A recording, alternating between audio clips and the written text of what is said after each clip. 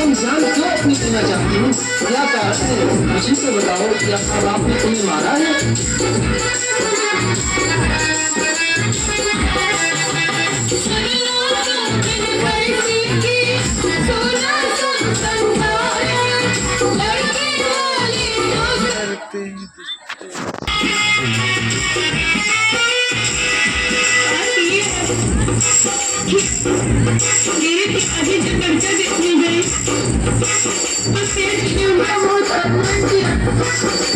और मेरे माँ बाप मेरे वजह से बहुत दुखी हैं।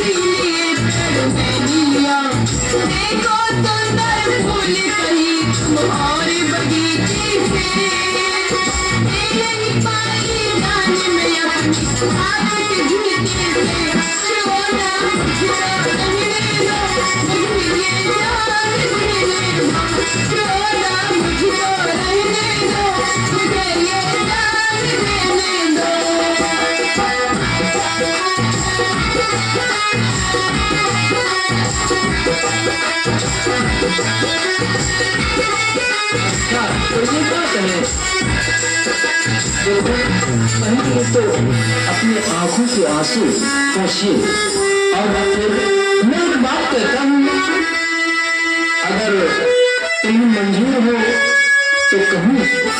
देखो, मुझे तुम्हारी झूठी सवाल नहीं चाहिए। न तुम्हें तरस करने की आवश्यकता है। मैं हाथ जोड़ती हूँ, मुझे मर जाने दो। मेरे पीछे तुम संकट में क्यों पड़ते हो? नहीं नहीं, मैं तुम्हें मरने नहीं दूंगा।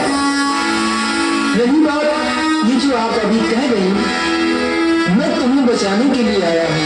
मैं तुम्हारे साथ शादी करूंगा। क्या तुम्हें ये बात मंजूर है? मेरी एक बात सुनो तुम। मेरी बात पे ध्यान दे, अपना मैं साथ तुम्हें समझाऊं।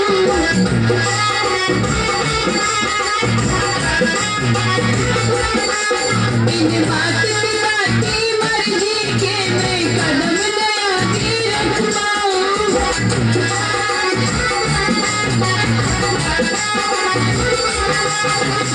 मुझे शादी करनी हो तो मेरी बेटा से पूछो तुम। मेरे सुख के कारण दुखी थे, अब मैं उनको सुख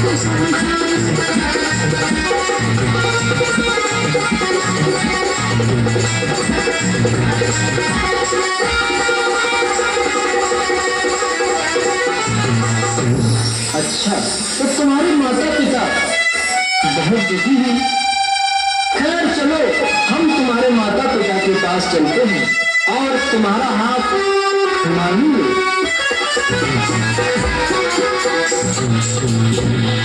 हे भगवान, तुम्हें और क्या मंजूर है? और क्या तुम्हारी मर्जी है? तुम क्या चाहते हो? शायद ये जो अभी मिले हैं, मुझे इनकी बातों पे विश्वास करना चाहिए।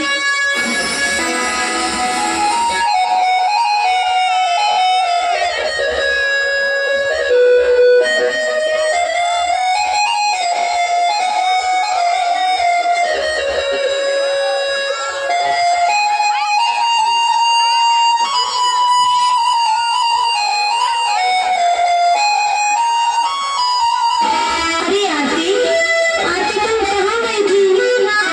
मैं कब से तुम्हें ढूंढ रही हूँ। पता नहीं तुम कहाँ चली गई थी। बेटा, तुम तो जानती हो ना कि घर में बिटिया सयानी हो और वो कहीं थोड़ी देर के लिए ही बैठने चली जाए तो उसकी माँ को चिंता हो ही जाती है। माँ, तुम रो नहीं माँ। तुम जो सोच रही हो ऐसा कुछ नहीं है। मैया, मैं तो नदी में कूदने के लिए गई थी कि इसी समय ये सज्जन मुझे मिल गए। बिटिया, ये कौन है? माँ, मुझे नहीं पता कि ये कौन है। अरे माता जी, हाँ बेटा। ये आपकी ही बेटी है? हाँ, ये मेरी ही लड़की है। अरे माँ, मैं उस नदी की तरफ घूम रहा था, अचानक हमारी नजर इस लड़की पर पड़ी। ये तो आत्महत्या करने के लिए नदी में कूद रही थी। मैंने इसे बचा लिया, इसलिए अभी तुम्हारी बेटी जिंदा है। लेकिन माँ, एक बात बताओ। बेटा, मैं क्या बताऊं? बोलो माँ, बोलो।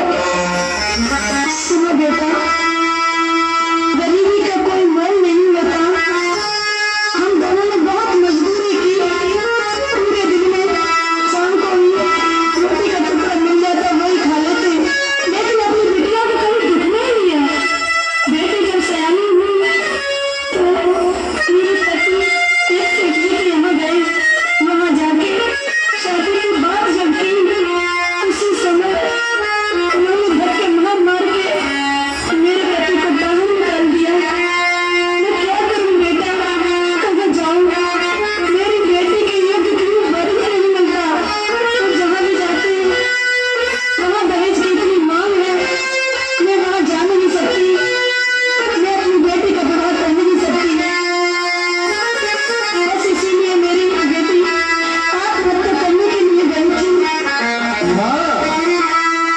वैसे मैं तुमसे एक बात कहूँ? हाँ बेटा, कहो क्या कहना चाहते हो? माँ, तुम्हारी बेटी बहुत सुशील है, सुंदर भी है। अगर तुम चाहो तो अपनी बिटिया का विवाह हमारे साथ कर दो। मुझे दहेज नहीं चाहिए माँ, मेरा विश्वास करिए। बेटा वो तो सब ठीक है, लेकिन तुम्हारे माता पिता तुम इस बात के लिए राजी हो जाएंगे? माँ, मैं भी तो पढ़ा लिखा हूँ, मैं भी तो सब कुछ जानता हूँ। शादी तो मैं कर रहा हूँ। मैं तुम्हारी बेटी को बहुत खुश रखूंगा। रही मेरे माता पिता की बात, तो उनको भी मैं राजी कर लूंगा। अरे सुनो साजन, अरे अपनी आरती आ गई। आरती आ गई? कहाँ है मेरी लाडली? सुनो तो सही, आरती के साथ साथ अपना एक जमाई भी आया है। क्या कह रही है कलावती? जमाई? जमाई की कैसी बात तुमने कही? सुनो स्वामी जी, ये जमाई वाली बात हमने इसलिए कही कि अपनी बिटिया आत्महत्या करने के लिए नदी पर गई थी और वहां से वही लड़का मिला जो उसके साथ है। उस लड़के ने ही तो अपनी लाडली बेटी को बचाया है। लड़का देखने में तो बहुत सुशील है, मेरा विचार है। हाँ बताओ, क्या कहना चाहती हो? कहो। अगर इसी लड़के के साथ अपनी आरती का विवाह हो जाए तो कितनी अच्छी बात है। ऐसा है कलावती, विवाह करने के लिए कुछ नहीं है, मैं विवाह कर दूं। लेकिन कहीं ऐसा ना हो कि ये भी किसी सेठ में लगा हो, क्योंकि सेठ लोगों से मुझे बहुत डर लगता है। एक बार मेरा अपमान उन्होंने बहुत बुरी तरह से किया, और कहीं ऐसा ना हो कि वो लोग भी अमीर हो, क्योंकि अमीर लोगों के यहाँ गरीब लड़कियों की कोई इज्जत नहीं होती। क्योंकि यहाँ तो दहेज की मांग है, जितना दे पाओ इतना दे पाओ, आखिर में देते ही रहो, फिर भी लड़की को सुख नहीं मिलता। हमारे जैसे गरीब की लड़कियां जला दी जाती है, मार दी जाती है। मुझे संदेह है कि आगे चलकर हमारी आरती हमारे हाथों से छिन न जाए। नहीं नहीं स्वामी जी, तुम ऐसा कैसे सोच सकते हो? जिस लड़के ने जान बचाई है वो लड़का हमेशा हमारी आरती को खुश रखेगा। हाँ, कहती तो तुम भी ठीक हो। जब हमारी बिटिया की उसने जान बचाई है, इससे ही वो बड़ा लड़का होगा। सोच लो, लड़का अच्छा है, देखने में भी अच्छा है, और बिटिया की विवाह कर दोगे तो बिटिया सुखी रहेगी। ठीक है कलावती, अगर तुम्हारी भी यही इच्छा है और भगवान की भी यही मर्जी है, तो फिर अपनी बेटी की शादी की तैयारियां की जाए। हाँ बिल्कुल सही कह रहे हो। चलो सब लोगों को बुलाते हुए बेटे की शादी की तैयारियां करते हैं।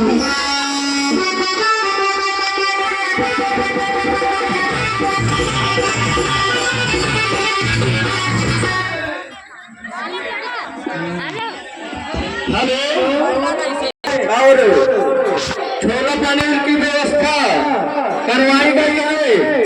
पहले लड्डू पेड़ा खाएं और साथ ही साथ बाद में छोला पनीर पुलाव जितना भी आइटम लगा है वो बफर सब चौराहे पे है।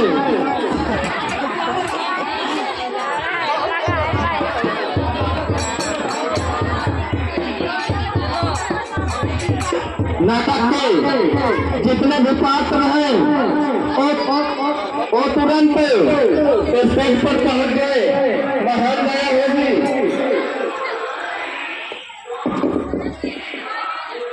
तुम्हारा नाम से